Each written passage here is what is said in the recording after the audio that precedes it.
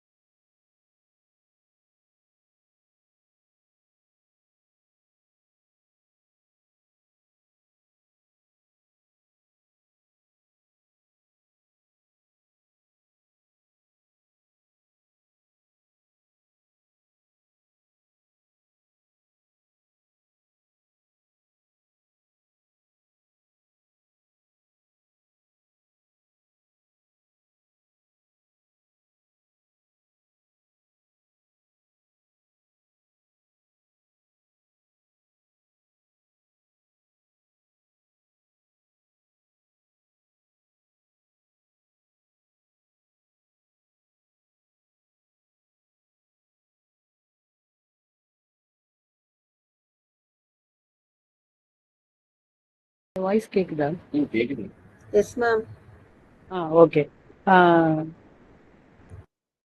We kindly request all the participants to share your PPT.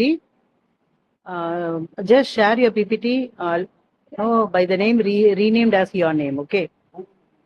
We kindly request the participants to share the PPT in the WhatsApp group. And please be in the order. First, Rebecca. Are you ready, ma?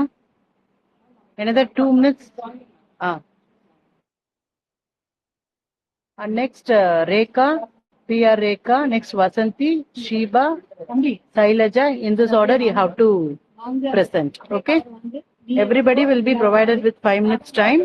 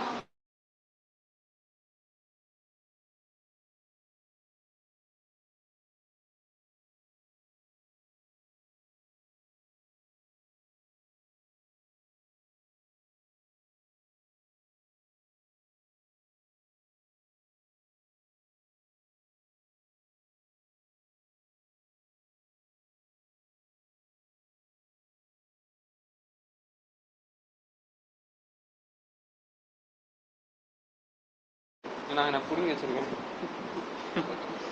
Online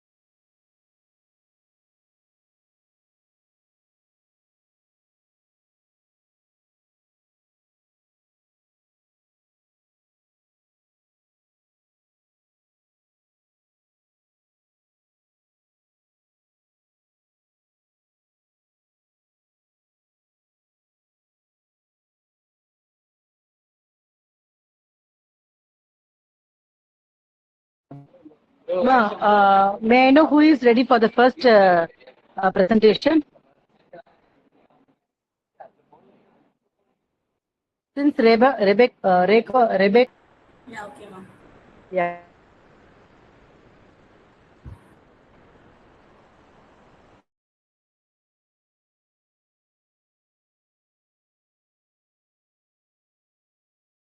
Good afternoon to all and all. In the online meet. It is my honor and privilege to introduce Dr. B.S. Charulata, who will serve as the session chair for the technical session. Dr. Charulata is currently working as professor and head Department of Artificial Intelligence in SPIHER. She has more than 3 decades of teaching, research, and academic administrative experience in the field of computer science and engineering. She has served in several reputed institutions, including Rajalakshmi Engineering College, Presidency University, Ishwar Engineering College, and Jawahar Engineering College, and so on. So she holds a PhD in computer science and engineering and has authored several books in areas such as mobile computing, cryptography, and network security, data mining, design compiler, and information management. Her research interest includes artificial intelligence, machine learning, data science, IoT, deep learning, cybersecurity, etc.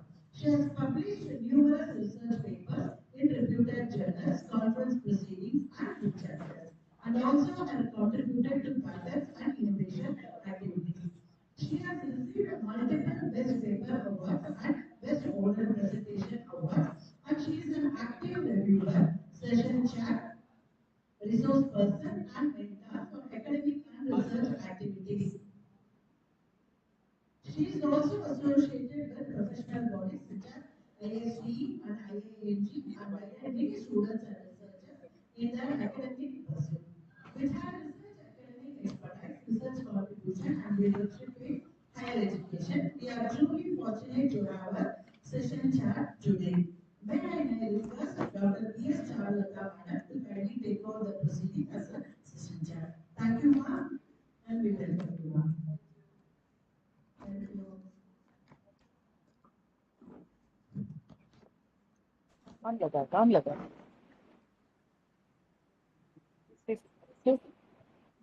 The first participant kindly share the screen. Yeah, Vasanti kindly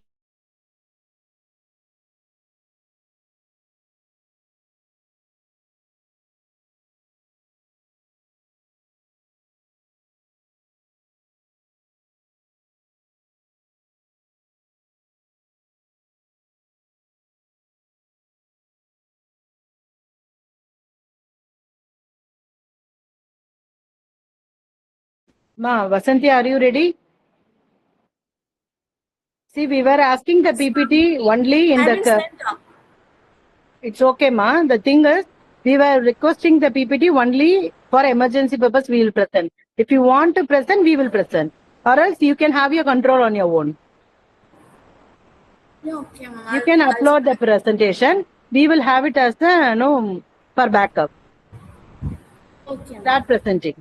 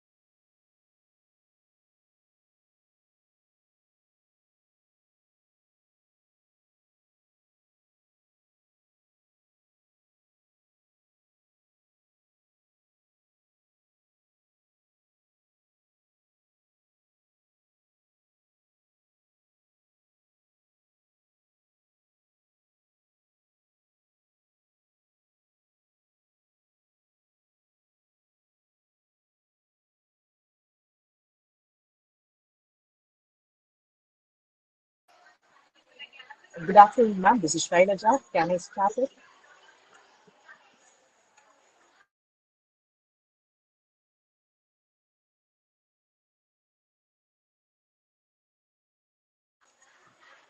Good afternoon, ma'am. This is Shailaja. Can I start my presentation, ma'am?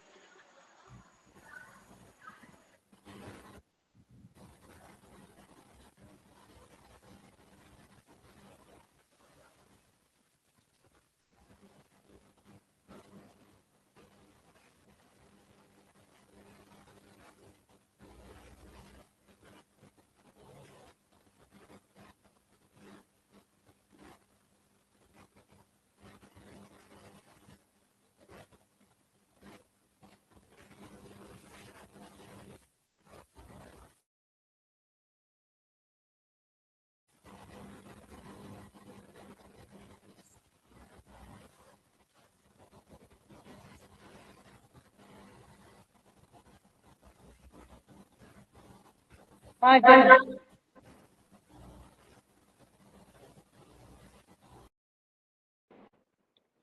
Vasant.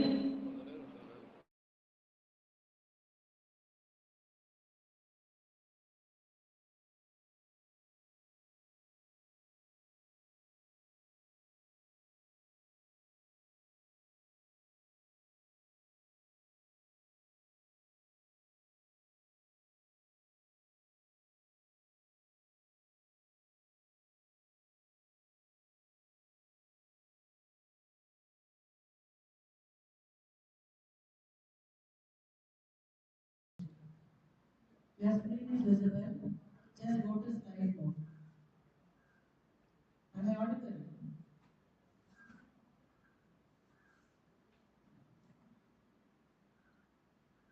கேக்குதாமா? அவங்க கேட்கல. இதுல வந்து நமக்கு தான் கேட்கற மாதிரி இருக்கும். அதுல பேசுங்க. அதுல பேசுங்க. சவுண்ட் கம்மி பண்ணி வச்சிரு. அதான் விட்டுரு. Vasanthi, you can do your presentation. Whether it is visible, ma'am? Yes, yes, yes. Your screen is visible. You can start doing presentation. Yes, ma'am. அவளை அந்த பக்கத்துல இருக்கிறத க்ளோஸ் பண்ண சொல்லு. ஸ்கிரீன் வச்சுக்கோ. Good afternoon, another present here. Myself, Vasanthi, currently pursuing my PhD in St. Peter's Institute of Higher Education and Research, and I'm working in Teacher Vaishnava College as assistant professor currently, and I'm going to present a paper, conference paper, which is titled AI and IoT-driven air pollution monitoring and forecasting in industrial environments, a systematic literature review.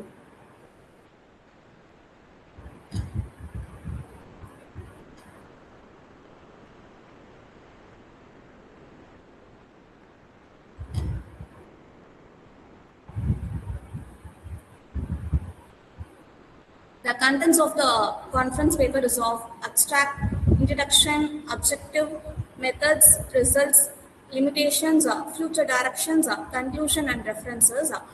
I like to explain about the abstract as it is of systematic literature review, which is analyzed during the period of 2021 to 26, following the PRISMA guidelines. As the PRISMA guidelines has of 27 guidelines, 25 guidelines, which is of how can be of titled has been chosen and an abstract all. In this, I have been analyzed during the period of 2021 to 26, which is of 3 papers I have been analyzed, and I have been got of 16 papers. And it is of related to of AI and IoT in of industrial environments of air pollution, and air pollution has been a major component, major thing in our world. And in this, the IoT sensors which is used to monitor the pollutants such as of PM 2.5, PM 10, nitrogen oxide, and carbon dioxide. In this, we are used as AI predictive models, which is of LSTM, which is of long short term model, and it is of bidirectional long short term model, and it is of spatial temporal convolutional neural network model. And this, while predicting the models, we have been achieved R square is of greater than of 0.96 with of low prediction errors. As it is of integrated and IoT, it has been, errors has been detected.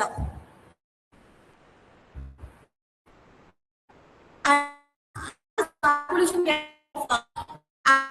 could be of land pollution, which is of particular region because of traffic, water maybe. But I have been focused on the industrial environments, which has been how the air pollution has been. How the air pollution is, how the hazardous gas has been affected by the workers, those are working in the industrial environments.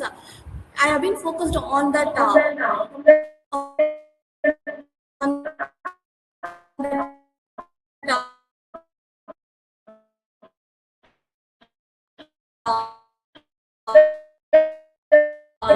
Ma'am, Basant, you have only 5 minutes time. Your slide is not yeah, able to see a full yeah, PPT.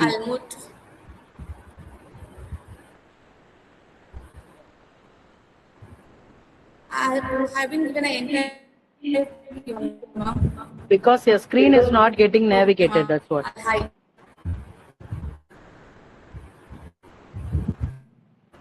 Are you using phone? No, ma'am. I'm using laptop.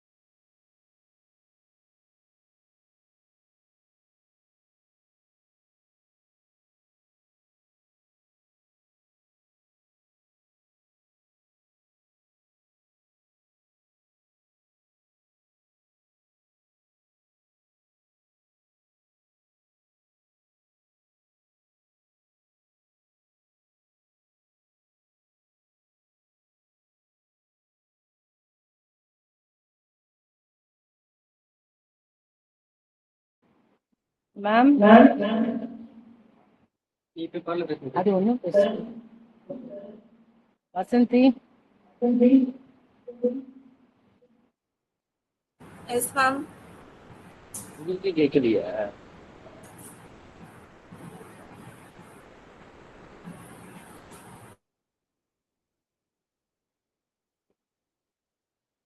Are you presenting?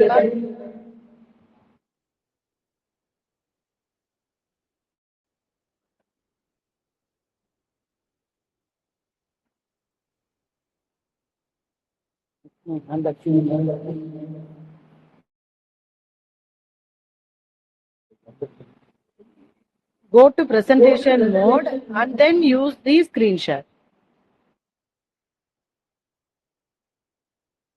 Yes, okay. Just navigate. Okay, you can carry on.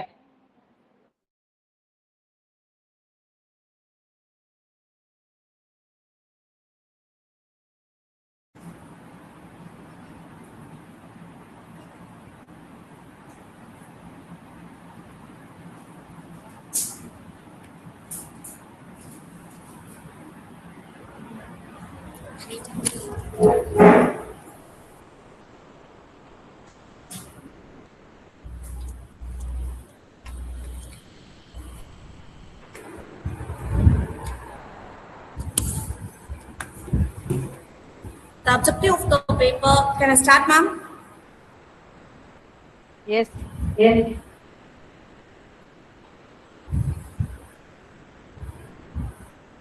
objective of the paper is have been implemented IoT with AI, in which the IoT will detect, in IoT where the sensors will be able to detect the hazardous gas. With it,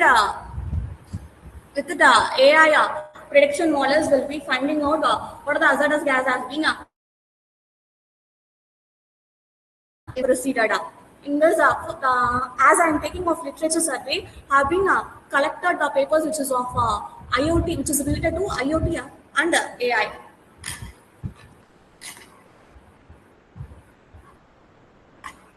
The methods, what are the methods I've been used of? The research strategy, as I've been collected the papers from Google Scholar, PubMed, SciSpace, which are the studies which includes of IoT, AI, air quality, and industrial environments. These are the keywords which has been used to find out the papers, and it is of eligibility criteria which have been made of air pollution monitoring and forecasting, so that it has been the measuring quantity of the air. In this of 318 records has been identified, 51 has been duplicated, and 267 studies has been screened. In that, 29 unwanted full text has been removed, and 16 has been inclusion criteria. And the data aspiration as I said before, which is used of IoT sensors and AI ML models. In this first paper I have been reviewed, which is of 2026 year, titled of Hybrid Real Synthetic Data Framework for Robotic Hazard Detection in Industrial Environments. As in this paper, they have been the data sets has been collected for 6 months in a with of 4 sensor units, where the 2 sensor units was an which is of which has been said to be settled on in a stable manner. Another 2 is of a mobile robot which collects the data by moving around it. And as it is of an industrial environment, and the detection of hazardous gas will be of minimal. If I'm taking of percentage, 99% of the days will be of normal. Only 1% of the days where it can be of extreme release of hazardous gas. So in this paper, what they have been defined is of the synthetic data set has been framed as it is of a duplicate, which is of augmentation data set has been framed as the data set which has been got for 5 months, as well as the synthetic data set has been fed to the predictive models, which is of random forest, support vector machine, and XGBoost, and multi-layer perceptron. In this, where the 4 machines, random forest has predicted the hazardous FN score 0.47 to 0.87 of random forest. When it is compared to the support vector system, random forest has been predicted the hazardous gas, and it is of 99% of the data is of normal. So the collected data is accounted as of 99.6%. Next title, which is of AI-enabled IoT system of real-time indoor air quality monitoring to safeguard the health and safety of the industrial workers. As it is of 2026 year paper. In this, where the same thing, the safety of the industrial workers has been proceeded, in which the IoT data sets has been collected. IoT sensor data sets has been collected, as the data sets will be fed into the cloud, and the cloud will be processed, in which if the gas is of if hazardous gas doesn't release, it shows whether it is safe to be in the place or it is of unsafe, where it is of moderate. As well, the database of in the dashboard, it could be of showing the whether it is of safe or unsafe, and another one. Raspberry Pi 4 sensor has been used to detect whether the workers have been wearing the mask or not. The face reduction of the workers has been detected whether the workers has been wearing the mask or not. If the workers has been doesn't wear the mask, it could be of safe that it is of it could show in the zone 1 is of red. It will be highlighted in red. In this, where it is of IQ is of indoor air quality prediction. It is of logistic recursion and decision tree and random forest has been achieved of 99.9% and CNN has been achieved of 99% accuracy in face mask detection. Next, the title of the paper is of air quality prediction. We are embedded machine learning, deep learning, and quantified model, which is of 2025 paper. As in this, of three models, they have been used of prediction of 3.25 prediction. As the data set has been collected from the standard, which is of can be of, as it is a paper which is of Italy. So it is the data set has been collected from the open source. The data sets have been collected from the open source. As it is also open source, the open source has also been collected from the sensors of IoT devices. In this, where the data sets has been fed into the Bayesian optimization. In this, with a quantified model. That what does it mean? Means the data sets has been reduced into the data set has been compressed and the model, the data sets has been compressed and fed so that accuracy of 1% could be of decrease in this. Next is of blockchain secured IoT threaded learning for industrial air pollution monitoring, a mechanistic approach to explore the prediction and environmental safety.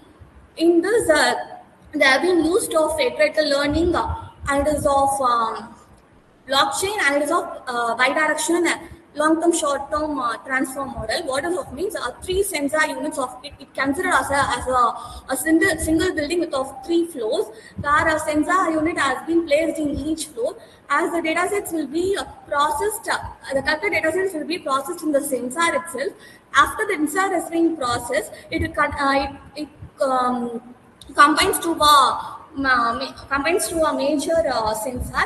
As the data is collected from the 3 sensors, will be sent to the major model of one sensor, which is called to be as a EMD transformer. And after this, as the data sets collected in the transformer, EMD could be of security, so that in this blockchain secured has been used. And after the data set has been when the data this was used of bidirectional long-term, short-term model.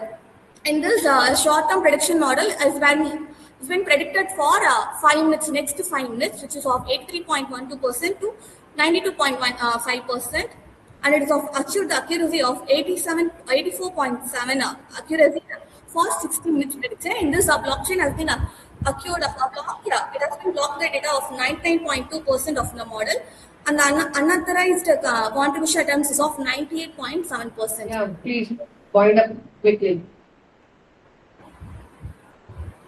Next thing is the title of the paper is of development of real-time IoT-based air quality forecasting system using of machine learning approach. In this sensor, which is used as of Raspberry Pi 5 to measure the temperature, humidity, and CO, and it is of volatile component CO2 and PM. In the data sets, the same thing in this, where the data sets will be collected to the sensors. It is of same approach. If the hazardous gas has been found, the exhaust fan will be off. If the hazardous gas has been released, the exhaust fan will be off, turned on. In this. Next is of scalable fog computing solution for industrial primitive maintenance and customization 2025. Okay, In this, Vasanti ma'am. Yes, ma'am.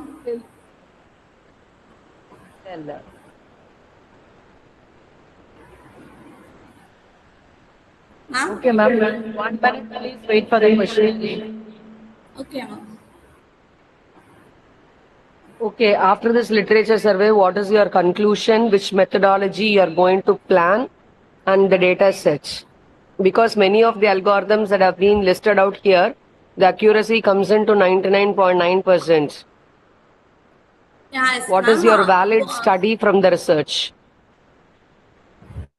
As it has been predicted for only of 1 hour or 2 hours, I'm thinking of to take off a long term to predict of before of 5 years. The data sets, as it is of hazardous gas, only of a particular component has been, each paper has been produced.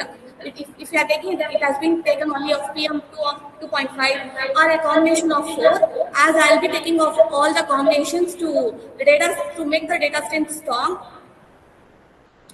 and it is of to provide the long-term prediction of it, ma'am.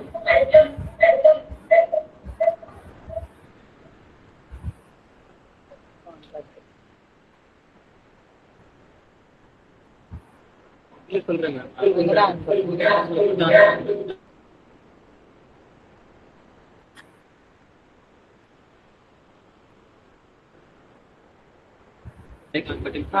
ma'am.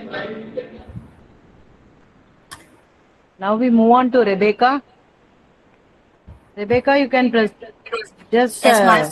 share your PPT, Okay, ma'am. go to presentation mode, and then you can start your session, Yeah, ma'am. your presentation. Rebecca, are you ready?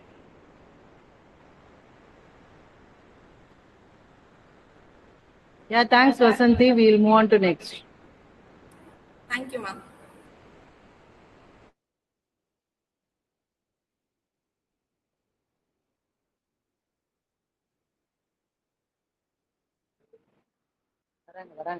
நீ அங்க பாரு.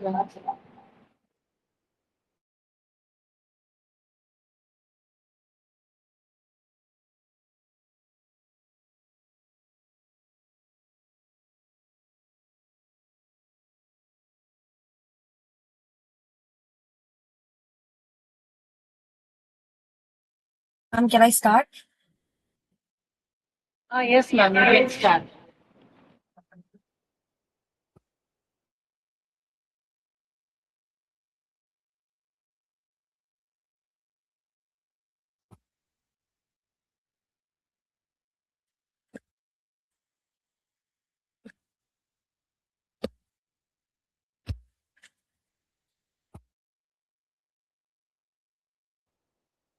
Please share your.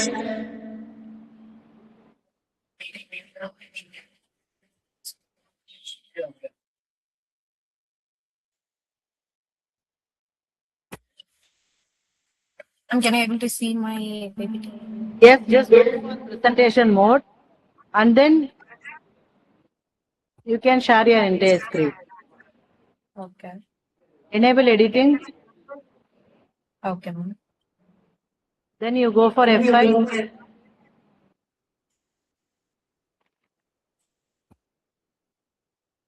Now?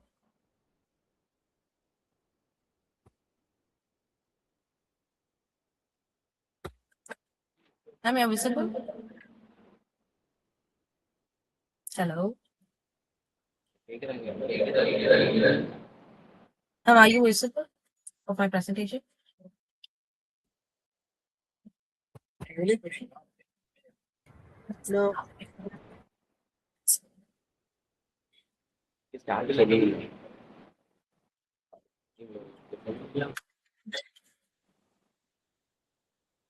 Rebecca, ma'am, could you please present your paper?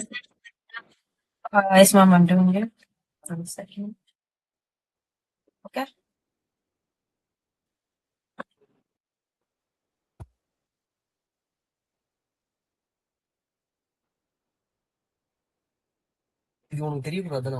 இது தெரியும். Just move your mobile mode down.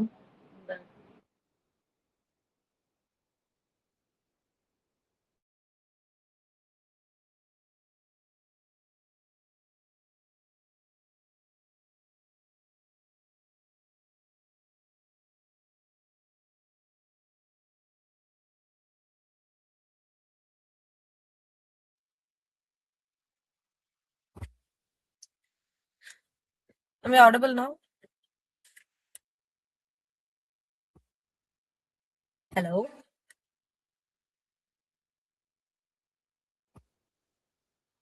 Hello? Ma'am, your presentation is not visible.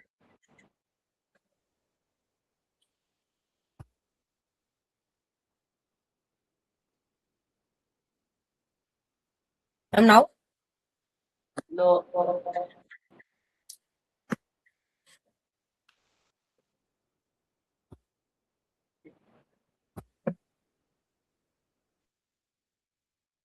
Now? Yes. Just use FI Sorry, ma'am. presentation mode. FI தான் நானும் சொன்னேன். வேற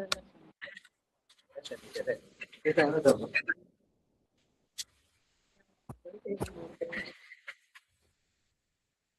Ma, just use the presentation mode, ma'am. Funnel, pressing the funnel button icon at least. 1 minute.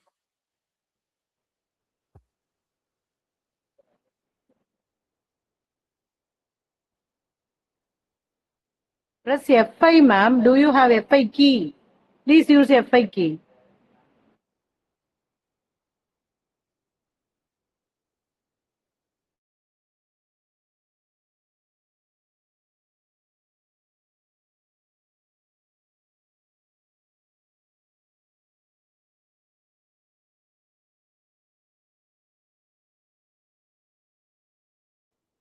Ma, Shiba, are you ready? Yes, ma'am. You can share your screen, ma. Rebecca, could you please wait? Ma'am, is it right now? See, pressed like F5. already it was So- 10 minutes late. For everybody, we were late, getting late. Just go for now? presentation. Still yet it is not in presentation mode here. Now? No. Madam, just press F5 key. Oh, I did, but I couldn't get that. I don't know. That is what I'm saying. You just first go for the presentation mode, then you have to share your screen. You just press F5. Are you using laptop? Yes, ma'am. Then F5 key. Yeah, F5 key also. I did. The funnel press பண்ண You have that icon in the bottom, Funnel. correct? The left after the volume, left to the volume. Left to the volume, you have a icon, correct? Funnel. Press that Funnel. Yeah, ma'am, I have. But I don't having like showing like presentation mode. Here we are visible. Your screen is visible to us, madam. But you need the presentation mode to be shown. Yeah, of course, madam. How come you navigate the screen? Just do presentation. Start. Yes, you move. You can start presentation. Move, madam. Please try to learn all these. These are the fundamental, madam. Next slide. Next. So this is my title for Python in social research, evaluating computational versus manual workflow in social science methodology. So my context and background today is how researchers use Python versus manual workflows. The context and the background of the objective of this study is, in recent years, social researchers have started working with much larger data sets. These include online surveys, interviews, manuscripts, government records, and social media data.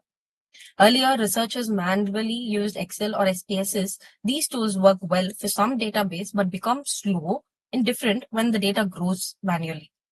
Python helped a lot of researchers automate repetitive work, analysis large amounts of data, and produce results more efficiently. For example, imagining of collecting responses about 10,000 students in online learning and comparatively on a manual workplaces rather than Python, it takes days to compare and get the result. So my objective is about how Python worked and what are the errors that we can rectify with it. Research objective. This Python have mainly objective about the study evaluating how effective a Python in social research worked and comparatively made the manual methods to use with 5 important factors. There are also lots of research works where we have NLTK, Spacey, Pandas, Pumpy, stat models, and different kinds of research under Python where we can find regression models, classification, machine learning, organize data, and create graphs and charts. For example, suppose a researcher interviewed 50 people about public transportation. Excuse me, madam. Yes, ma'am. Madam, you need not go in for the examples because these are all the tools that is being available. Straight away go into your work. This is actually a replica of the Python manual that's available. Okay. Okay. For example, this is my case study, which is already implemented. But now I'm just giving you an example about how a case study have been evaluated on Python using as well as manual script. For example, conducting about 412 survey responses and 46 interview transcripts and 14 researchers with different programming experience. Both manual and Python methods were used and the same data sets were not being evaluated because it took a lot of time on comparing the time, accuracy, researchers, and experience fairly. Time investment comparison. This graph compares the amount of time as well as where the manual methods and the Python which have been contributed. And Python completed most research tasks much faster because repetitive activities like cleaning data, calculation, and automative have implemented a lot with accuracy, scalability, and transferability. If manual data cleaning takes about 8 hours, Python may complete in 2 hours evaluating with research time, where it can consume more with accuracy and reliability. Python library usage distribution. Pandas were used most because every research objective starts with cleaning data.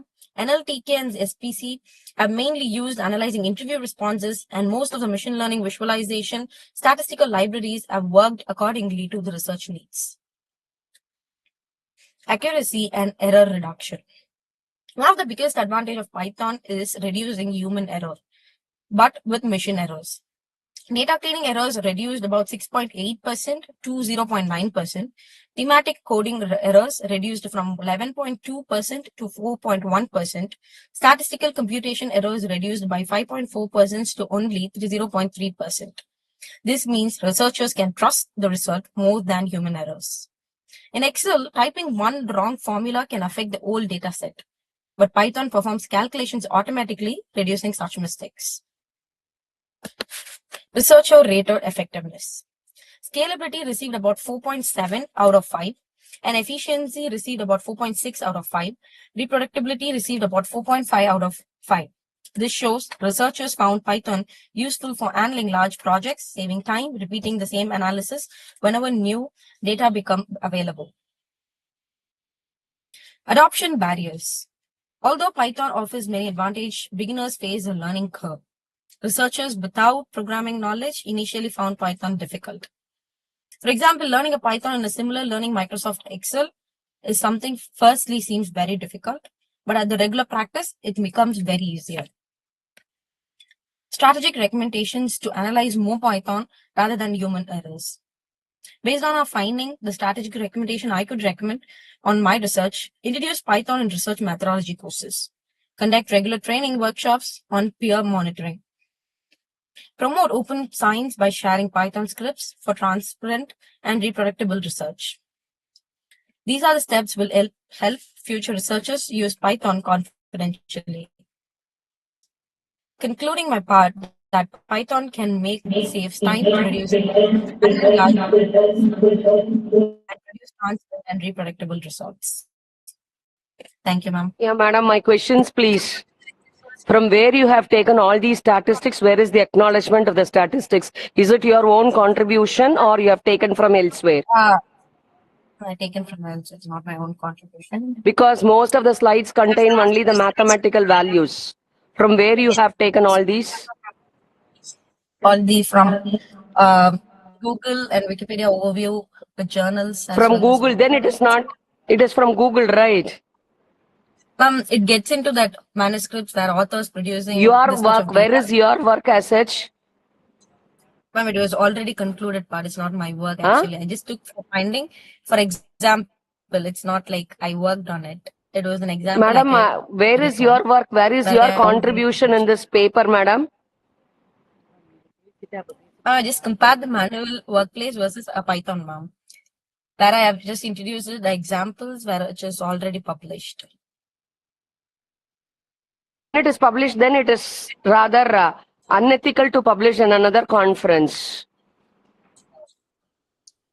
I just want to show the case study methodology where how Python works, ma'am. I'm not like introducing that as own research. Then it has to be invalidated, ma'am. The paper becomes invalid.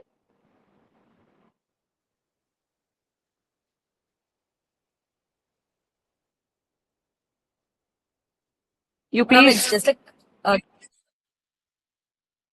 what you want to convey, please convey. it's like case methodology, ma'am. It's like a case which is already published. I just want to show how Python worked on the researcher that he used already. It's like I used Python and I'm not showing it actually. Then in because that case, it can be a I'm not blog. coming It from cannot be considered for a publication. It is a blog as such. But I've shown it, ma'am. How What you have shown, what is your contribution? Then in that case, you should have written the title as a literature survey or something of that sort. It is a white paper, right? maybe These content that is being presented over here, it's available in your Python libraries. yes, ma'am. To show that Python is more accurate rather than manual workflows. Okay, thank you.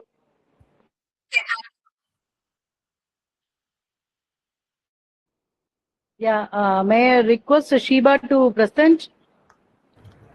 Yes, ma'am. Excuse me, ma'am. Can I do it, ma'am? Good morning.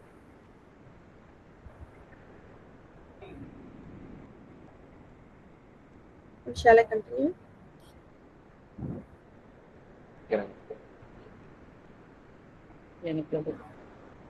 Ma'am, please present, ma'am.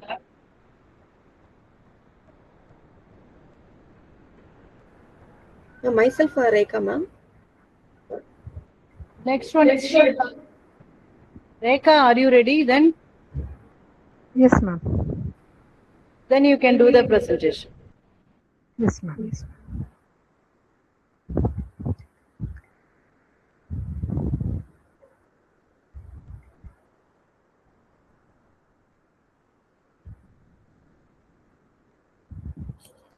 One request from all the participants. When you open your PPT, move to the presentation mode, then you share the screen. Then only it will navigate, okay, for us. Or else it will show for you, but not for us. Thank you. Good afternoon, ma'am. I'm audible, ma'am. Ma'am?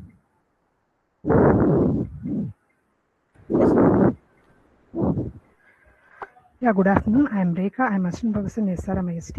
My topic is unmasking unauthentic feedback, machine learning approaches in fake reviews reduction.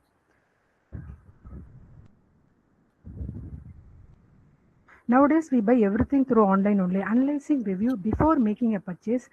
Machine learning can help identify fake reviews by analyzing pattern in review. Next, behavior, helping build greater trust in online platforms. Next slide. Ma'am, could you simple please... terms? Yes, ma'am. In simple terms, a master actor can control multiple accounts and use the post numerous fake reviews. They may create multiple fake identifiers, use automated bots, or purchasing exciting accounts. By floating the platform with these reviews, they can manipulate rating and influence genuine customers. This is one of the challenge that the machine learning based fake reviews detection tries to address.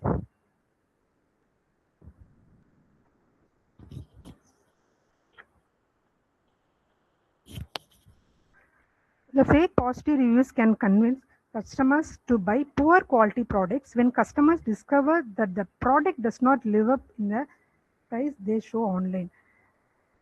They feel if this is happened repeatedly, customers lost confidence not only in the product but also in the reliability of online reviews and e-commerce platforms.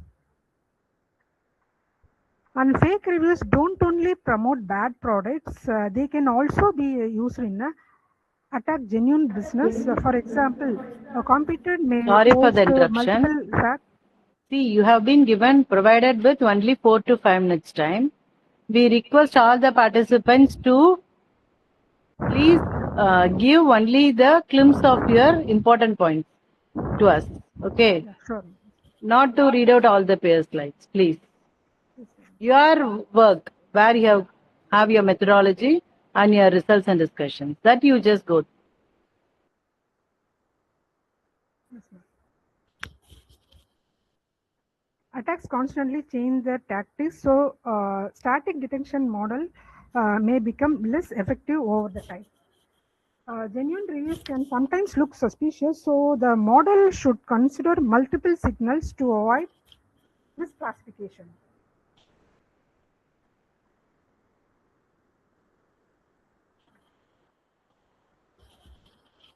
Support vector mission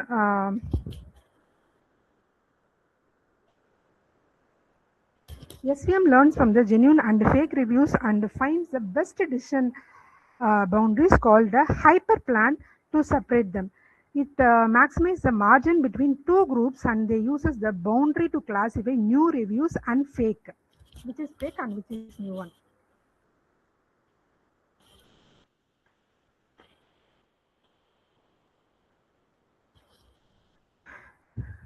Before training, we propose the review text by cleaning and normalized design, applying steps by tokenized and stop word removal. This reduces the noise and helps to model identify meaningful patterns.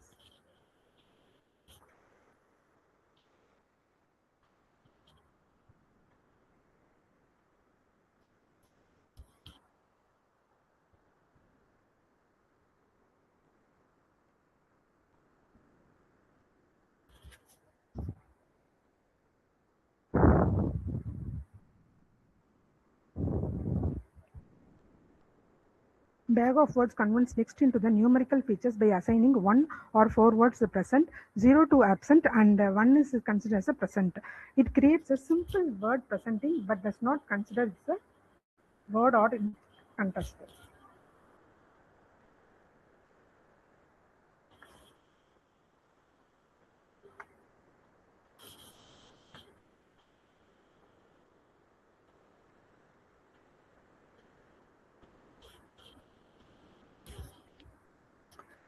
Here I have used 4 algorithm, that is SVM leads 88.29 accuracy and logistic regression achieves 86% and multinomial Lewis base achieved 84% and KNN is 58%.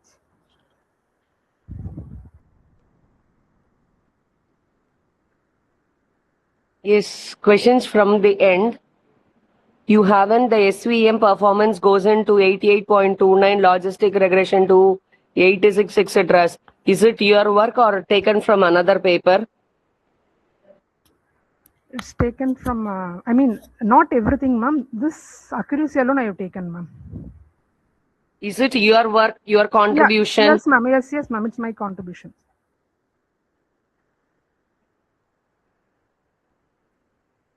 Kindly respond. Ma'am, am I audible, ma'am? Ma'am? Hello, ma'am.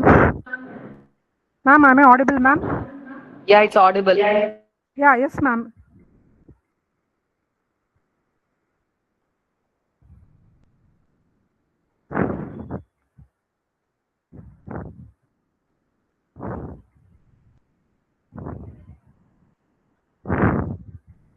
Yeah, clarification, please. Yes, ma'am. In IEEE paper, I reviewed a few papers. Then with that, I have taken this one, ma'am.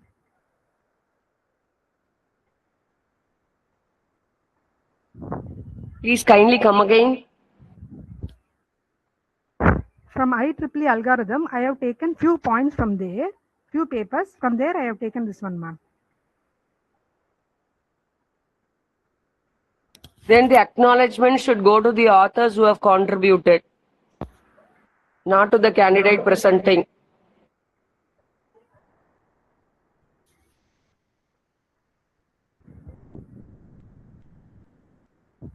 Okay, thank you. Yeah, ma'am. Thank you.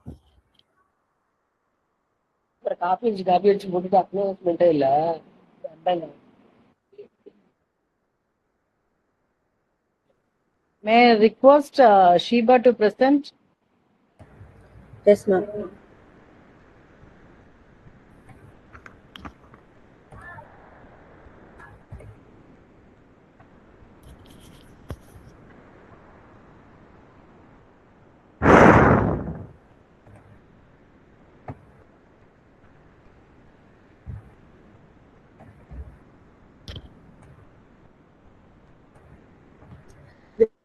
No, no, present here. I'm Shiba. Only 4 minutes time. Computer science, computer applications. Yes, ma'am. Introduction. Just give the glimpse of your research, okay?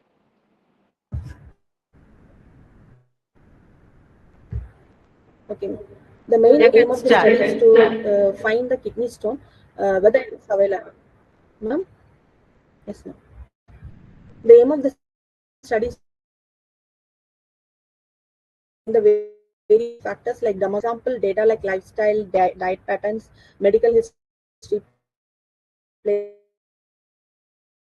analyzing these factors, this work mainly focuses on developing a machine learning model which can predict whether a patient will develop kidney stone or not. There are 4 kinds of stones available: calcium stones, uric acid stones, two-way stones, and cystine stones. And the data set, this figure shows the data set split. From Gaggle, we have taken 1,000 samples, and before using the data for model development, several pre-processing steps were carried out to improve the data quality. And the diagram shows a methodology. First, the data set was pre-processed, where cleaning and basic preparation steps were carried out before model training. Since the data was imbalanced, like having noises in it, SMOT and ENN were applied. After this step, the data set contained 541 non-stone records and 538 stone present records. This step was required so that the model doesn't get biased. And the feature selection was done next, where 16 features were selected from the total 32 attributes using statistical evaluation method. This helped in reducing the data size while keeping the important diagnostic information. After resampling, the data set was split into training and testing parts in an 80-20 proportion. The training data was used to build the model, while the testing is helped to check whether the model works well on unseen cases. In the next stage, the hybrid example model was formed by combining different learning algorithms. In this work, XGBoost and LightGBM as the main learners in the hybrid ensemble. XGBoost was focusing on reducing errors and avoiding overfitting through regularization. LightGBM, known for its speed and lower memory usage, was configured in the sim model benefits the XGBoost ability to capture complex patterns and LightGBM's efficiency, resulting in better predictions performance for kidney stone detection. The model classifies the cases as no stone, as 0, and stone present as 1. And this is an output of the feature important. From 32 attributes, the main targets, these 16 plays a major role to find whether the kidney stone is available or not. And this is a confusion matrix. In this case, the matrix shows that almost all samples were classified correctly, with only one sample predicted wrong. This means the model is able to separate stone present and no stone cases very accurately. The AUC value in the ROC, AUC value is 1, meaning that the model can perfectly separate stone present and no stone cases across threshold. It's an AUC of 1.0. This is a maximum possible value. It suggests the classifier achieved 100% sensitivity and specificity. And this is a model comparison.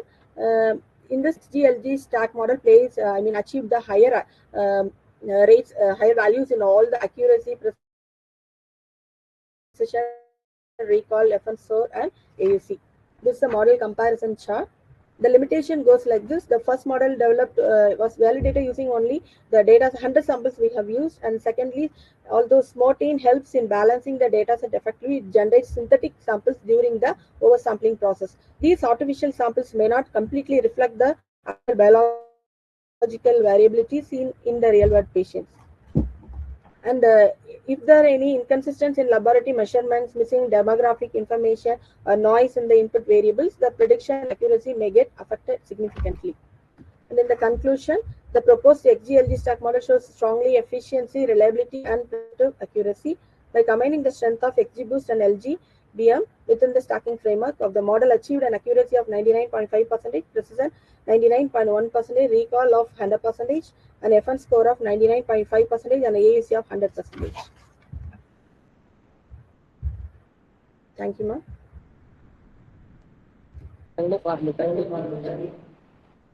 Yeah, thank you for your presentation. What is the demographic data that you have used? We have used 32 attributes. One second. Like their food habits, whether they have admitted in a hospital, or how many salt grains percentage they are eating, sugar taking, alcoholic, like that, ma'am. By using demographic data you have written in your title, right? I want to know what is the Yes, ma'am. demographic detail that you have considered for a case study. Yes, ma'am. Like this, ma'am. So, BMI, blood count cell, MCV, alkaline phos, bun and serum creatine, cholesterol, sugar product consumption, grain product consumption, salt consumption, dairy product consumption, and sleep duration, alcoholic consumption, like that, ma'am. Like that, we have used 32 attributes.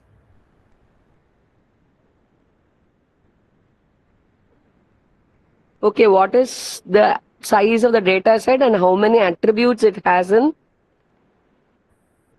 1,000 samples we have used, ma'am. For training 80% and testing 20%. Attributes? 32, ma'am. From the 32, by using that, we have selected what are the major attributes plays roles for to cause the kidney stones. Like 16, we have selected. These 16 we have selected. Have you done any concept of attribute reduction? This, ma'am. From 32 to 16, we have used that. What is the model that you have used? What is the model that you have used for attribute reduction? Select K-base method, ma'am.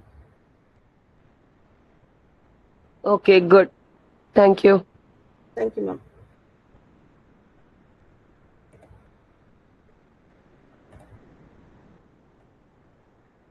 Yeah, thank you, Shiba. We move on to next. Thank you, ma'am. Name Shailaja, are you ready, ma'am?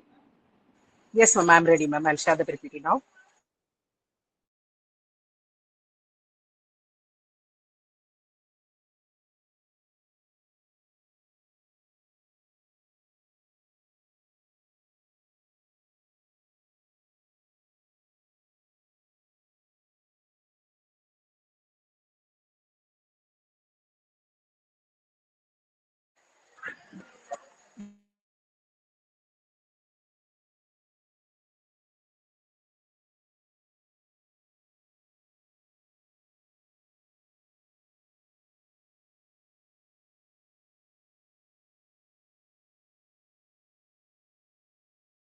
Ma'am, is that my PPT visible?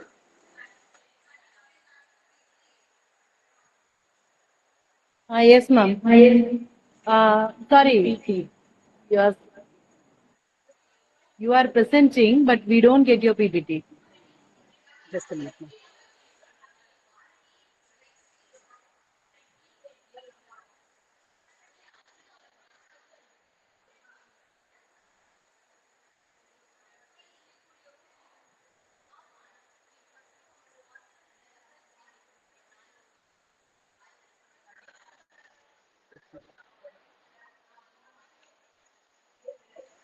So good afternoon, ma'am. This is Shailaja, Research Scholar, PG and Research Department of Computer Science, Dr. Ambedkar College, and my guardian is Dr. Shekhar, Associate Professor, Design. So my abstract is that I'm going to talk about the hardware Trojan or hidden discussion modification, which is inserted in the hardware design. And this work is I'm going to explain about the two framework. One is Verilog code and structural circuit. The paper also defined the reproducible evaluate protocol using clean RTL benchmark, plus hub style Trojan and AI generated Trojan benchmark. The proposed framework offer a focused defensive and explainable method. So the research problem is that hardware Trojan are inserted into the hardware. They can change the normal working of a circuit, and there is a lack of sensitive information, change circuit functionally, cause system failure, create denial of service condition.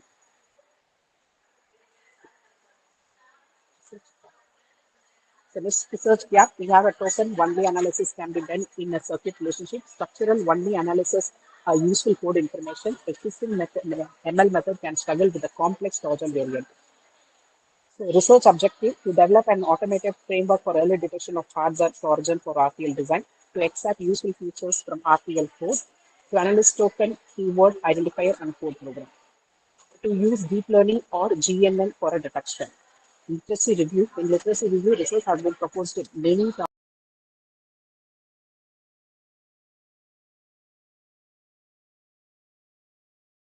that textual RTL representation using code structure, and deep learning model also for automated Trojan detection.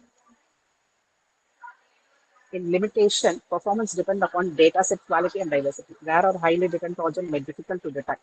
So large RTL graph may require more compression. Performance may vary with code style. Unseen Trojan families may be challenging also. Next comes to future work. In future work, we can develop a RTL, that is RTL into a very large and more thing. Include Trojan classes is also there. And we can use GNN model including that. So steady continuation learning for new Trojan types, improve externality and visualization. Conclusion, hardware Trojan are seriously hardware security problem. Existing methods have different limitations. My research focused on early RTL level detection. It comes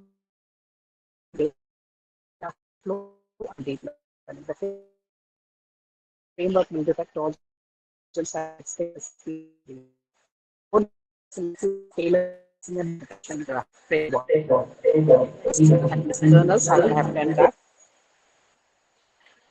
Yeah, my questions, please. Thank you, ma'am.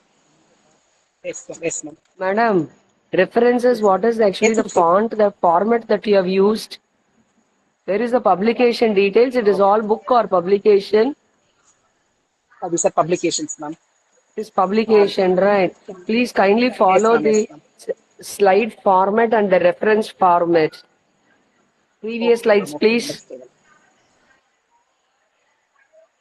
Conclusion. Actually, have you worked with, or you are to start your work? I worked with that. Actually, RTL and the AST has been done. I'm planning to combine these two and work the halfly with that, ma'am. I'm working towards it. So I have done completely half task done. 82% has been there for that. Now I'm trying for that, at least or 90 I'm trying for that. Okay, where is the data set? Because it is completely Trojan horse. Yes, ma'am. Have you gotten any log files for your data from any of the system for any of the organization? Ma'am, I got it from an organization. From organization, I'm working towards it, ma'am. I got it Your from the organization provides the data of the user log files. Yes, ma'am, I have got that. I'm doing my PhD thesis also. So half completed, balance has to be worked out. 82% I received it. I'm planning to have at least 95 or 98. Okay, then in that case, if your work is complete, you should have shown your data set right. Ma'am, it is on the process. Half I completed. Okay, ma'am, I'll share it, ma'am. Halfway completed because we do not know what is the attribute such that when you look into your conclusion, you say that your detection, everything is right. See, it is actually generalized. Your presentation, complete presentation is generalized. It is nothing with concrete and it is not driven, it is not into a micro level as such. Yeah, what is the model that you are making use of? Data set is missing, your architecture is missing, everything is missing as such. Please kindly refine your presentation when you go on for another conferences. Okay. Thank you. Okay, I'll take this stuff. Thank you.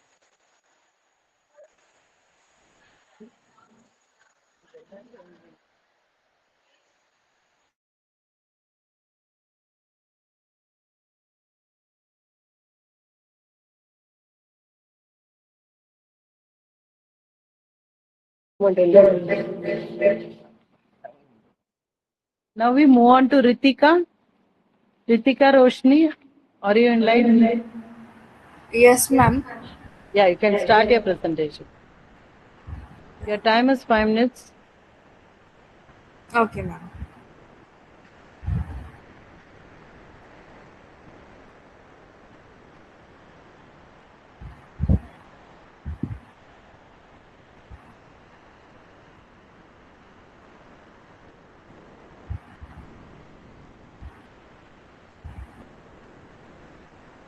Is my screen is visible, ma'am? Yeah, it's visible.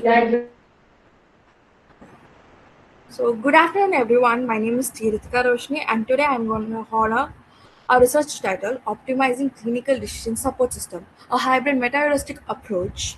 This work is a collaborative effort with Dr. Lingeshwari Sungaman, Dr. P. Sudha, and Dr. M. P. Divya from the Department of Computer Science with specialization in AI/ML at SRM Institute of Science and Technology. Today, I will walk you through how we are tackling computational bottleneck in model healthcare using advanced optimization techniques. So, to understand the motivation behind our research, we first have to look into the current state of medical data. Modern hospitals are flooded with data daily, from electronic health records and Excuse me. yes, Kindly maximize here. Nothing is visible here. Your content is not at all visible except that of a title, everything else is invisible. Kindly maximize the font size. okay, ma'am.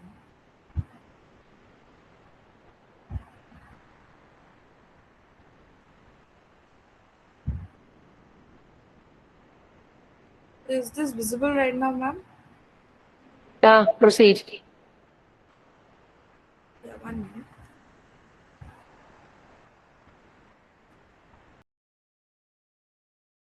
From electronic health records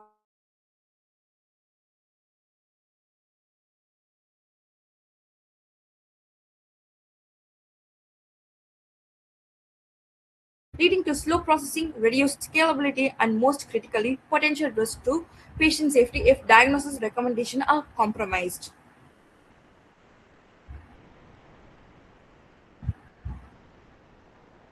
So, while meta-heuristic algorithm like genetic algorithm, particle swarm optimization, and on-colony optimization are widely used for feature selection, they each carry interesting flaws. Some suffer from premature convergence on suboptimal solution, while others get trapped in local optima or exhibit slow convergence rate on massive feature spaces. These limitations make the standalone algorithm insufficient for real-world clinical datasets, highlighting a urgent need for smarter and hybrid approach.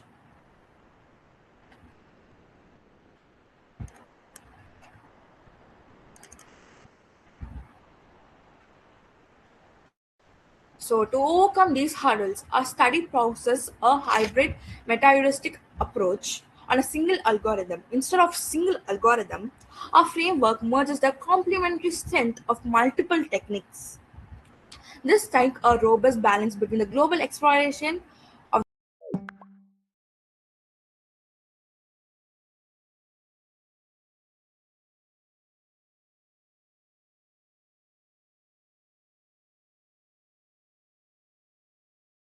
clinical recommendations.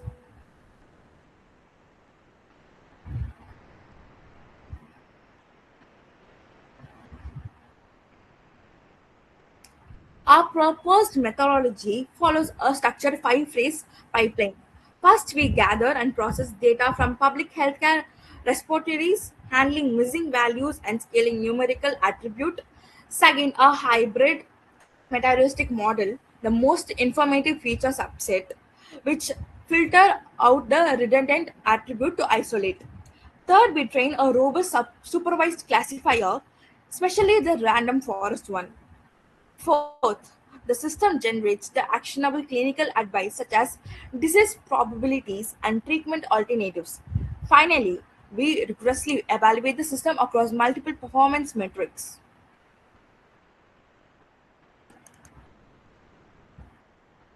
So the architecture of our system is built with a modular design to ensure seamless scalability.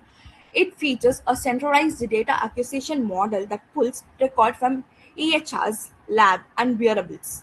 The data flow through a pre-processing and a feature selection model to eliminate noise before reaching the machine learning core. Finally, the evolution and user interface layer present the diagnosis finding clearly, allowing the healthcare professional to interpret result quickly and accurately.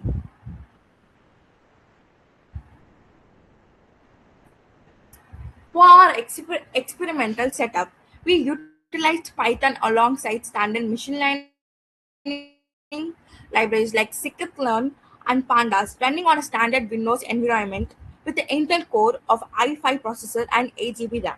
We evaluate a random forest plus hybrid methodistic model against the publicly accessible healthcare dataset. Performance was measured comprehensively using accuracy, precision, sensitivity recall, F1 score, and computational execution time. So these are our results. The result of our evolution were exponentially promising. A hybrid approach achieved an overall prediction accuracy of 96.8 alongside a 96.0 F1 score and 96.2 recall rate. Furthermore, our feature selection method successfully eliminated approximately 95% of redundant features, leading to 22% of boost in execution speed compared to the traditional method.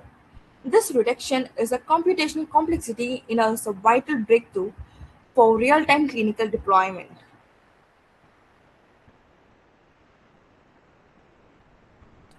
So these are the result outcome, the performance metrics and score we evaluate.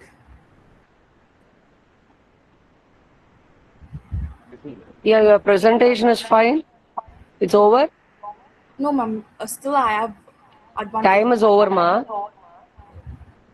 Do you want me to stop or it's just advantage and I'm gonna wrap it out? I want you to mention the algorithms that you have used. It is completely generalized. What is the algorithm that you have used and you have shown us the performance? Yes, ma'am. You want to know the algorithm? I want to know the algorithms that you have used, the machine learning algorithms. Because no mention about the algorithm is were there in your presentation.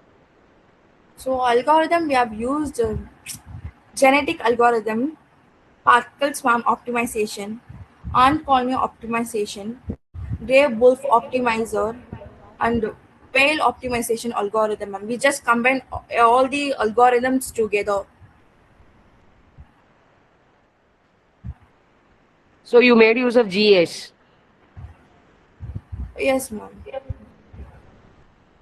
What is actually the intention behind combining all the three, your particle swarm or ant colony? To get What made you to combine? To get a proper result, ma'am, combining these algorithm, like each and every algorithm has a drawbacks. Like they might not clearly see the image or process it. So this hybrid approach balance the exploitation of these clinical data what a hospital get, and PSO tends to get trapped in local optima. So these ACO have slow convergence, and these all combining of all the algorithm will increase the better screening, better grabbing of image screening, ma'am. Like better usage of getting medical data and diagnosis of the client or the patient. So in that scenario, the processing time will exceed. How come you can use for the real-time applications? Since it is a combination of methods, your runtime execution time will be very higher. Have you compared with that? Yes, ma'am, we are still working on that. It's just higher, but we're still working to get into our time and easy so that it will be so useful for doctors, ma'am. The ideology is right, but the execution time matters a lot. Yes, ma'am, that's true. As we have already done it, the execution time is a bit high. We are still working on that to bring it on the consigned time work. Since it is an ensemble method, you need to look into that. Okay, ma'am. Sure, I will look Okay, regarding the data set, from where you collected it? Data set from Google, ma'am. Raw data set, like which is publishable data set of patient. The size?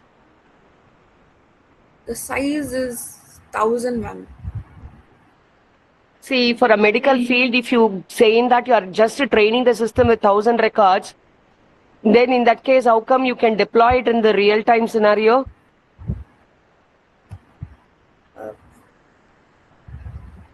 So 1,000 is like for startup, we thought 1,000 is a sufficient one for initial proof of concept, ma'am. We are still working on getting more data from clinical hospital itself, ma'am. We are just working on it. It's just a proof that this concept will work. Okay, thank you. Thank you, ma'am.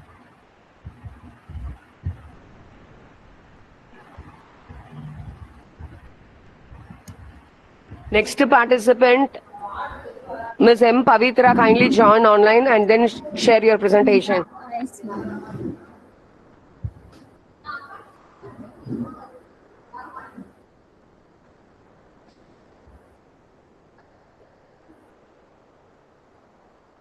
Ma'am, is my presentation is visible?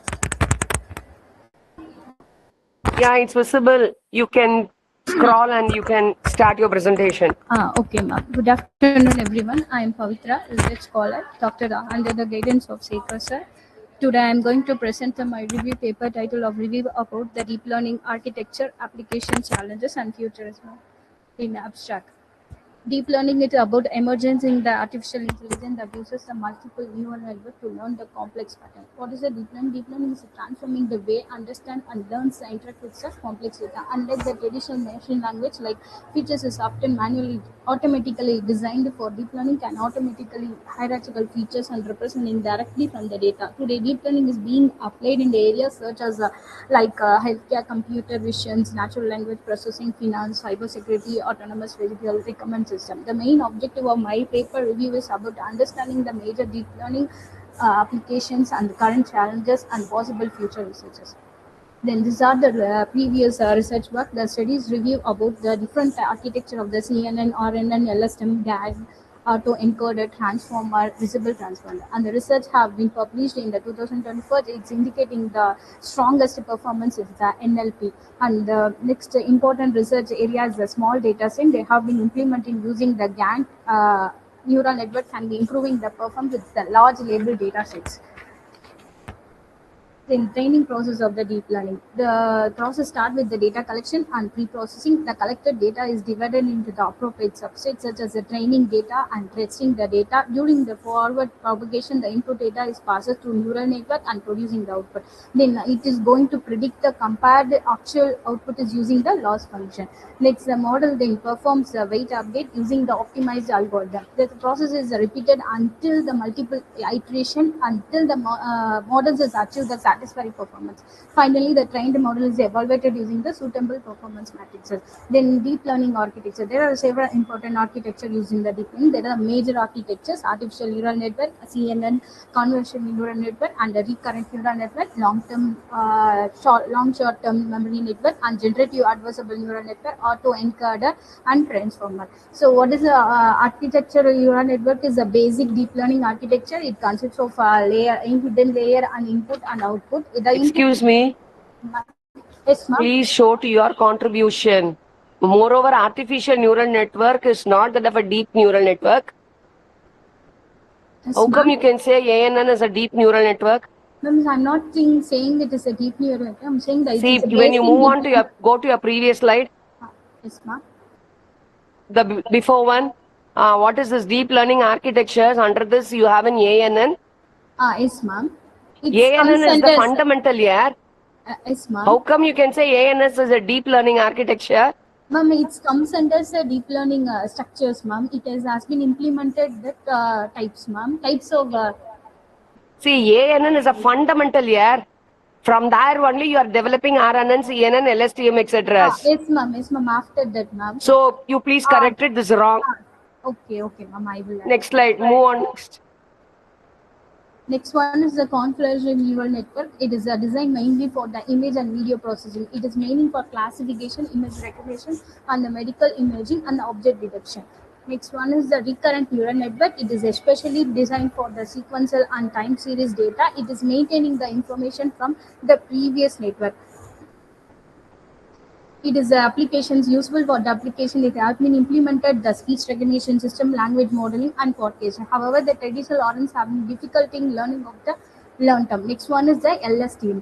What is a long short term memory? Is a advanced version of the RNN. It is advanced form of the RNN that is capable of handling the dependency more effectively. When it is compared to previously, it has become more advanced. It is also useful when information is earlier part of the sequence is important. Understanding the later, it gives in the previous. This application have been implemented the machine translation, speech processing, and time series prediction. Next one is the GAN, the Generative Adversarial Network. It's a commonly called the GAN. It consists of the two important neural network generated and it has been implemented the application like image generation, data augmentation, synthetic. It's a real time. It has been the real implementing the real time application like fake identity discrimination, real input. They have been giving the real images or they are giving the fake images. It's going to identify them. Data autoencoders. Autoencoders is learns to encode the input data to compact the representation, then reconstruct the original data. It generally consists of encoder and reader. The model is fully based on the encoding and reconstructed data. It is especially used for feature interaction and dimensional reduction. They have been implementing the application as a anomaly detection and the noise removal.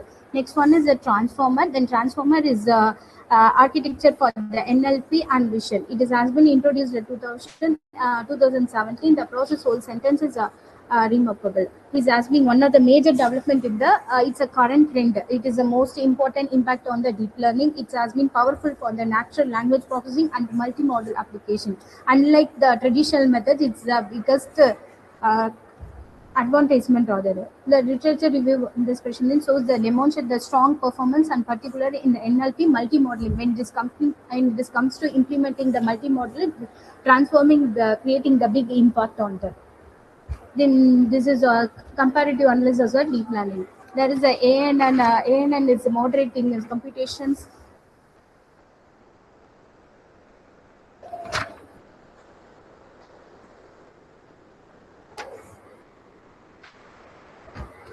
This AN is a suitable classification or relatively low. Madam, is your presentation over?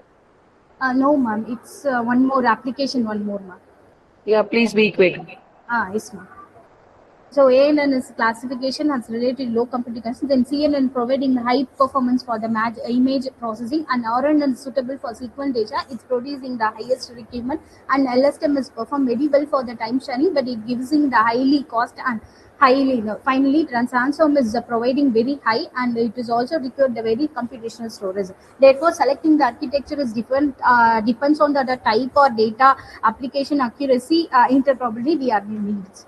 Then application of the deep learning. They have been implement the application of the deep learning. That first one is called as a healthcare. In healthcare, they have been implementing use it to predict the diseases and early diseases. Next one is the computer vision. And computer vision is used for image classification on the object detection. Next one is the NLP. It supports the language understanding and vision translation. Next one is the cyber security. Deep learning can help the identify the abnormal and potentially malicious activity. In finance, they have been implementing the support to prediction and pattern analysis. In agriculture, it applied to crop yield analysis and image analysis. And last one, deep learning is also important in robotics and autonomous vehicles, where the intelligent perception and decision matrix are real. Then when we applying the deep learning, it maybe have the very challenges. Large labeled data are required and highly complex, expenses, over limiting, fitting risks, ethical and privacy concerns. Then futures, deep learning researchers for the futures. It's moving towards making a system more transparent and efficient, scalable, and sustainable. One of the important directions is the explainable artificial intelligence, which aim to make the model decision easier to human to understand. So another direction is federated learning, which is enables a model to learn distributed, reducing the need of centralized sensitive information. In conclusion, to conclude that deep learning has become one of the prominent technology in the field of artificial. It is the ability to automatically learn the complex representation, contribute to the major development in the area like healthcare, cybersecurity, banking, finance, agriculture, and so on. These are the reference paper. Thank you, ma'am. Madam, thank you for giving a smart overview of deep learning. Yes, ma'am. Ma'am, actually, whatever, this is a conference, right? Yes, ma'am. Yeah, please look into either the white paper presentation or something. If whatever you have presented will be available in every social media or any reference text. Please kindly consider the one and the importance of yours, because you have just given an review of deep learning. Yes, ma'am. Yes, ma'am. Yeah, in that case, you should have referred many papers, at least white papers, and you should have presented, right? Yes, ma'am. Yes, ma'am. Kindly consider your presentation. Okay. Fine. Yes, Thank you. Thank you.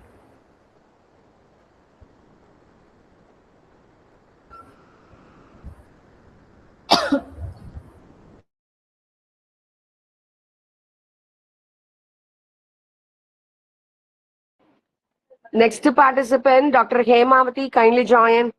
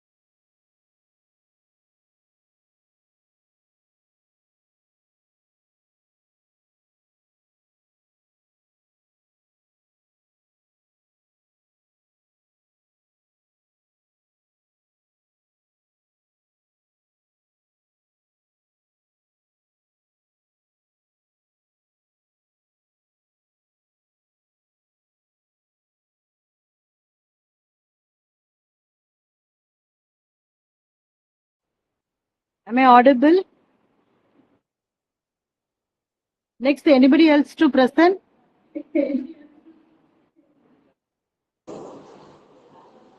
Ma'am, yes, ma'am. This is Rajkumar. I haven't been presented the paper. Okay, you can do the presentation. Okay, ma'am. Just give me a minute.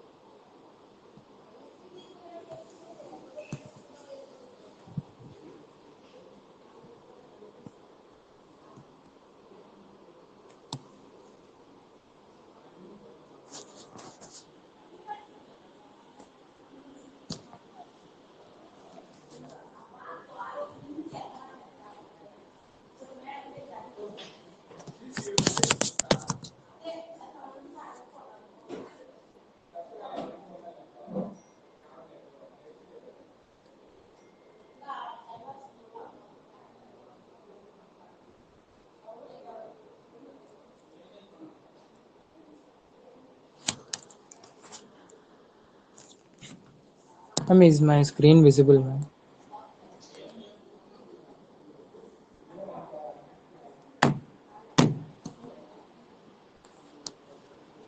Ma'am, is my screen visible, ma'am?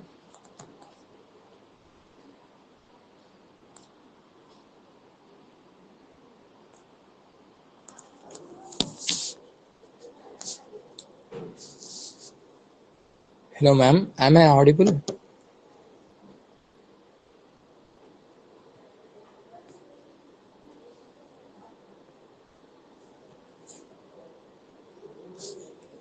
Hello, ma'am. Yeah, you can start your presentation. Yeah, okay. Please share your screen. Is it visible, ma'am? Yes.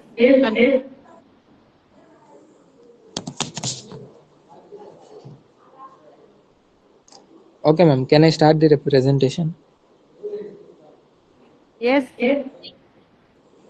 Oh, good afternoon, one and all.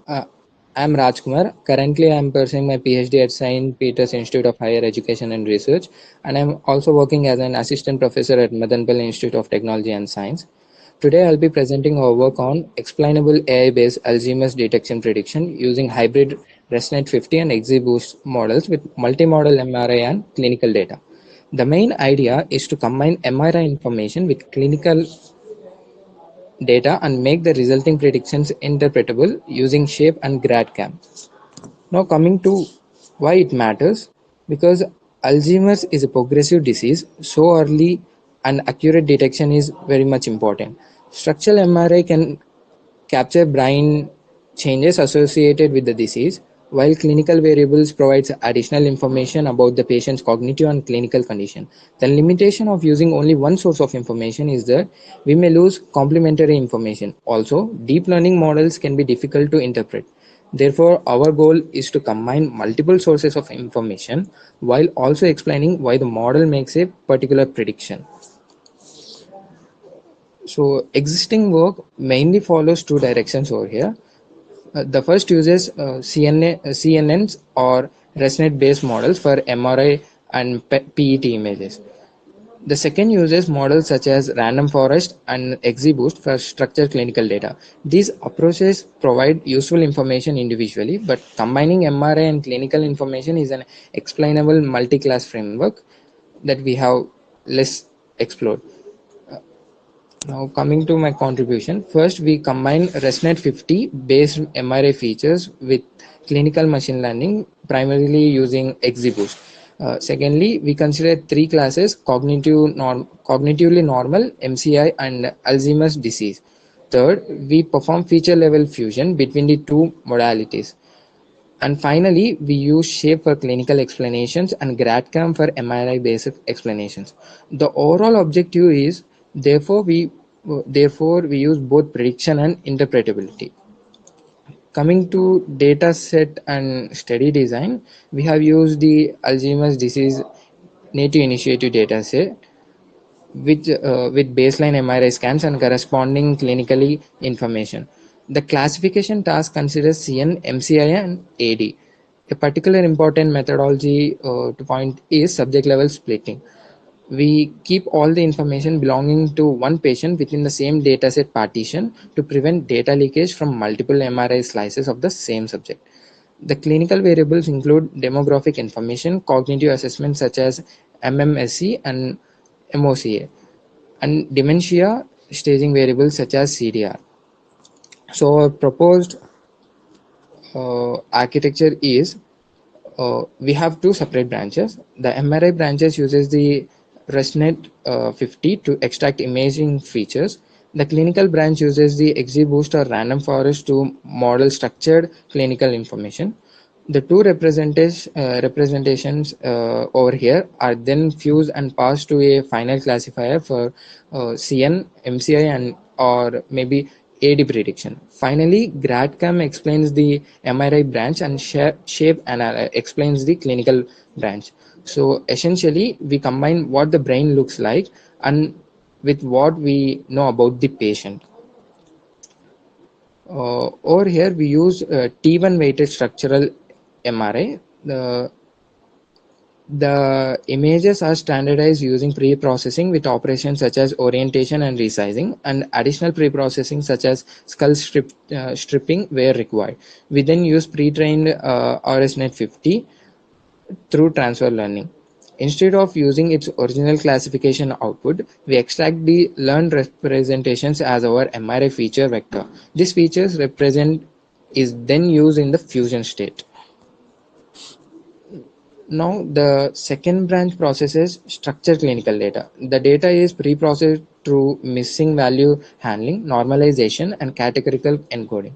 XGBoost is used as the primary clinical model because it is well suited for tabular data. Random forest is also considered as a baseline over here. The resulting clinical representation is then combined with the MRI representation. Here we perform feature level fusion. We have the MI representation, which we denote as fMRI, and and the clinical representation with fClinic. We concatenate these two representations to form a joint feature representation. This fuse representation is then passed to the final classifier to predict CN, MCI, or AD. The motivation over here is to allow the model to learn relationships between imaging patterns and clinical characteristics rather than treating them independently. And for the clinical branch, we use SHAPE, which estimates how individual clinical variables contribute to a prediction. For the MRI branch, we use GradCam, which generates a heat map showing the regions of the MRI that were most relevant to the model. So as to simply, SHAPE tells us which clinical factors matter, while the GradCam tells us which MRI regions matter the most. On the experimental protocol, for evaluation, we use subject-based stratified splitting to avoid data leakage. We also consider class imbalance, hyperparameter tuning, and calibration. Most importantly, we perform ablation experiments. We perform ResNet 50 alone, random forest alone, XGBoost alone, hybrid ResNet plus random forest, and then propose ResNet plus XGBoost configuration. This allows us to determine whether multimodal fusion actually improves performance over individual models. And the evaluation metrics, we evaluate the models using multiple metrics rather than only the accuracy alone. These include accuracy, precision, recall, F1 score, and ROC EAUC. We also use we also consider confusion metrics and cross-validation results. Because particularly in medical classification, we need to understand not only how many predictions are correct, but also which classes the model is confusing. Coming to the stage-wise results, stage 1 represents cognitively normal subjects from non-normal subjects and report an accuracy of 92.4% with an AUC of 0.95. Stage 2 then separates MCI from Alzheimer's disease and reports 88.6% accuracy with an AUC of 0.91.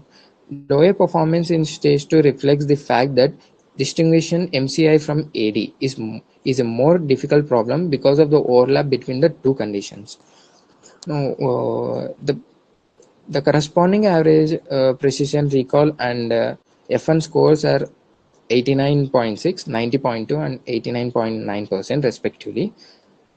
Over here, the comparison also shows improvement over the listed SVM, random forest, and single stage CNN baselines. The important point is that cross-validation provides evidence that the performance is reasonably consistent across different data partitions. The main work over here is the main observation is that the multi-stage approach reduces the complexity of the classification problem, while learned deep features provide an advantage over traditional handcrafted approaches. However, there are some of the limitations. The current framework does not incorporate all possible clinical or genetical information. Also, strong performance on ADNI does not automatically guarantee generalization to other populations as well. See, here Therefore, I have a the query. future work includes richer. Yes, ma'am. If you have removed the from the title explainable AI, your work is good. Okay, ma'am. Explainable, you haven't shown any concept of explainable AI here. Okay, ma'am. I'll make sure I'll add that. Yeah, you have to add, and since the title contains explainable Yes, AI, no contribution of explainable AI is present here. Okay, ma'am. Look I'll into make it. sure Okay. add them. Okay, ma'am. Thank you.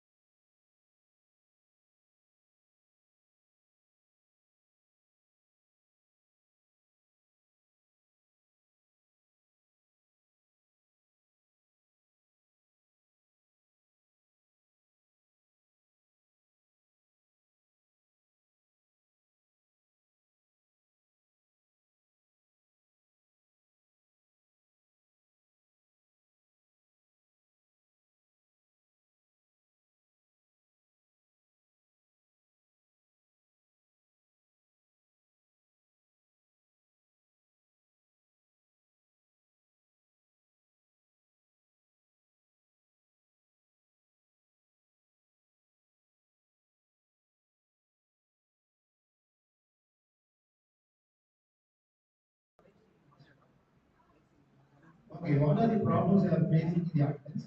First problem we are facing is a manual roll call. We are using a manual attendance is consuming a lot of time and more time in these devices. In RFID ID cards, with RFID ID cards, it can be used and it can be shared and it can be lost. Next is fingerprint. Fingerprint is contact-based verification and with high keys. So we have a system that should be contactless and it should be reliable and should be more faster in the contact. Next. In research objective, we use the face recognition system. We use the CNN face recognition for analyzing the student, and we use Java FX for analyzing the faculty dashboard. These are the methodology we are using here. First is camera. The camera is face will detect it, and it will process the face, and it by using and the face recognition, it will detect the face by using CNN, and it is recognizing the face by Java CV and OpenCV, and the attendance log. It is using ASQL process or by attendance database, and finally the faculty dashboard is used by using the Java FX. We can use we can create the faculty dashboard. Next is technological stack. First we can first is a Java JDK is the main application process here, and next is a OpenCV and Java CV are using for computer vision and image processing. And CNN is for recognizing the facial and MySQL is for student access and hardware is for like a webcam. Webcam is used for capturing the live images and processing. These are the stats that can be taken. First is a manual stat. Manual stat is consuming more time and less accuracy. And RFID cards can be used a moderate accuracy, but it is a more cost effective. It is not cost effective. It is making a process. Next is fingerprint. Fingerprint is a high accuracy, but contact based and can create a trace and is not hygienic issues. Next is a face recognition. Face recognition is a it gives a high accuracy, moderate cost, and contactless and but is sensitive and not efficient.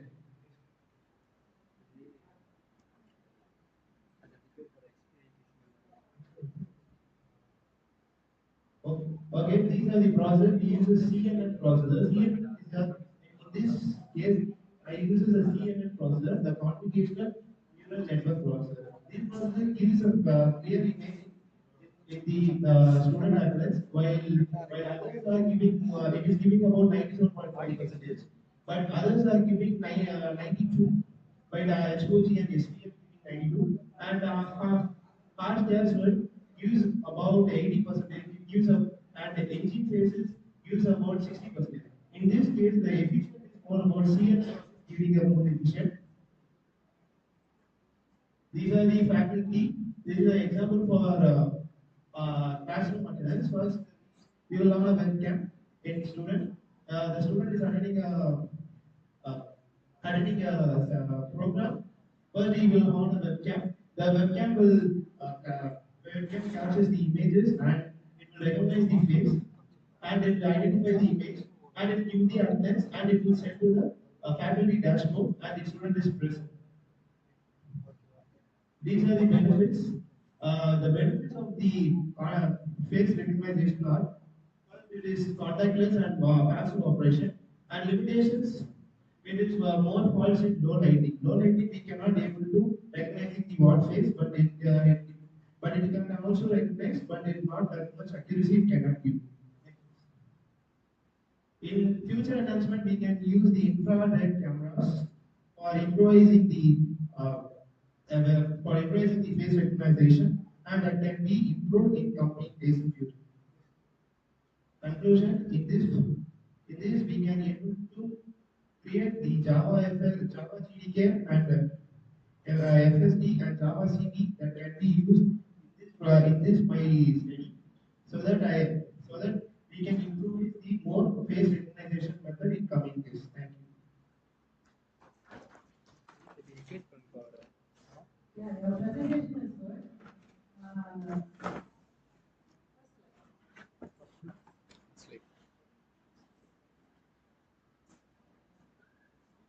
So you are talking about smart attendance management, correct? So you have given the accuracy level and whatever the predictions based on face recognition, you are saying the accuracy is correct.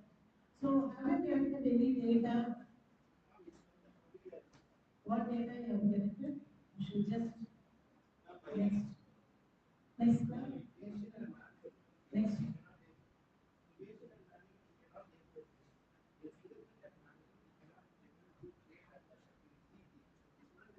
Yeah, that I understood. What you were telling your concept, everything I am clear with that.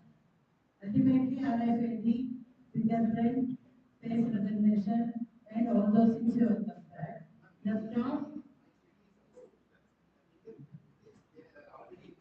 correct.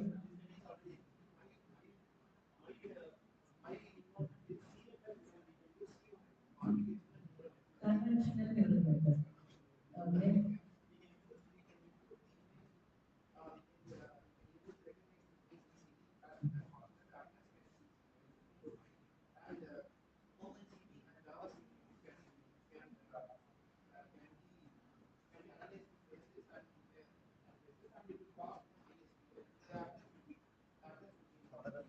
Correct. So what I am asking is, you have come out with the results and discussions, correct? What interpretation you have shown in your screen. Just move on to the results and discussions. Next. Next. Yeah. Here you have given with your pictorial output, correct? This is what your interpretations. Now, when you are giving any interpretation, you have to give your data values, first of all. What percentage the value is? When you have your manual, RFID, and fingerprint and face recognition. Second thing, when you give any data representation, you have to say what is the collection of data you have taken. At least you have to have some input, right? For example, some 50 students, 100 students, you have to take some data. That data you have to represent. All those, since you are, sorry, you are belongs to UG, UG. So I really appreciate your work and all the everything was correct. One thing you have to include is what is the data set you have used, whether you have used your primary data set, either it is belongs to your college data or you have taken from some secondary sources like Harvard or something else, correct? That you have to represent. That will validate your research. Then only you can justify what Java, whatever you are incorporating with CNN, whatever the neural networks you implemented in your base recognition system, that can be applicable only when you define your data set and also the data values. Then only we can say what is the accuracy of input, correct? This is the recommendation given to enhance your research purpose. Okay. Thank you. Thanks for evaluating your presence. It was a very good.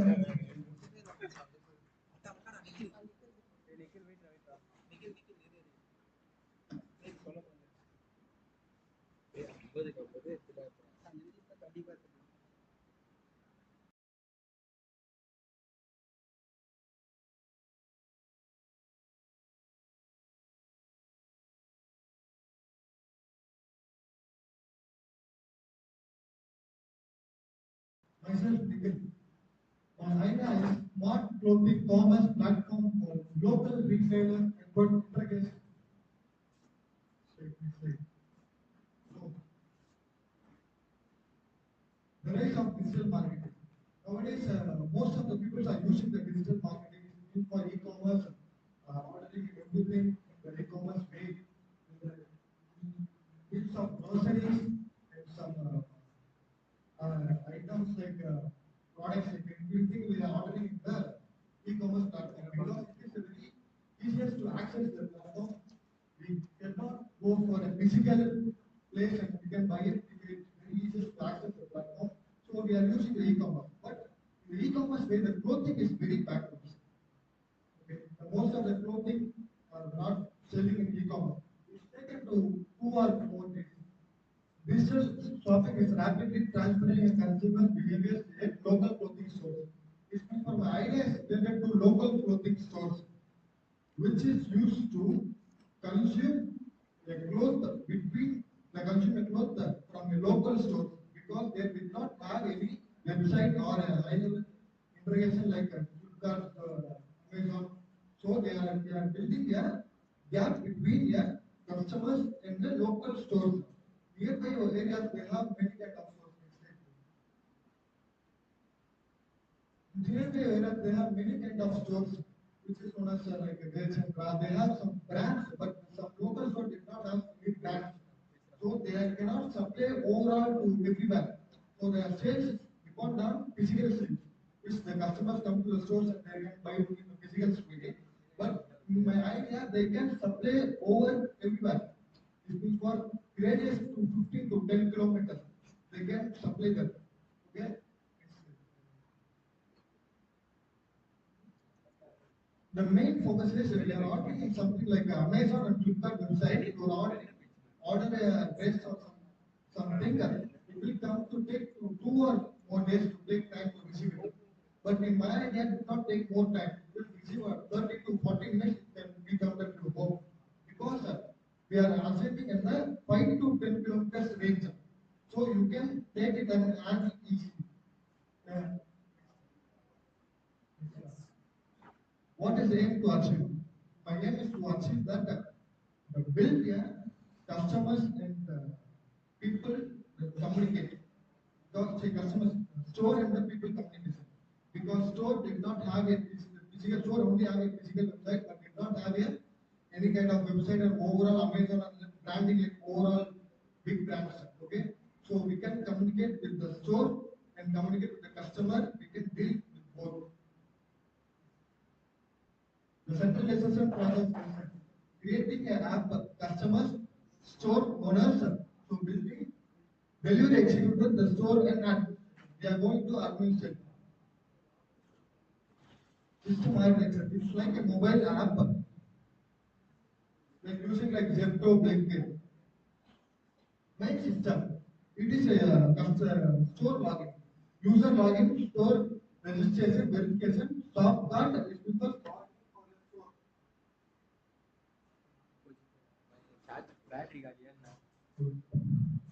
ordering process, product, upload, location verification. Because the store should be in a 5 to 10 kilometers radius only, it can be accessed.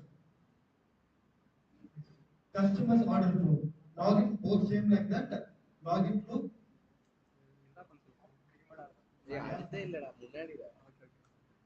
Registration, detect a location.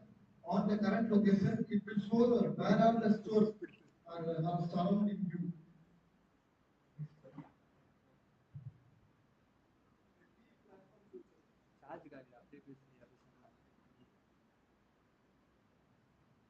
Local store discount within a 5 to 10 kilometers radius. If we have any kind of urgent, we cannot go for a physical place and we cannot buy it.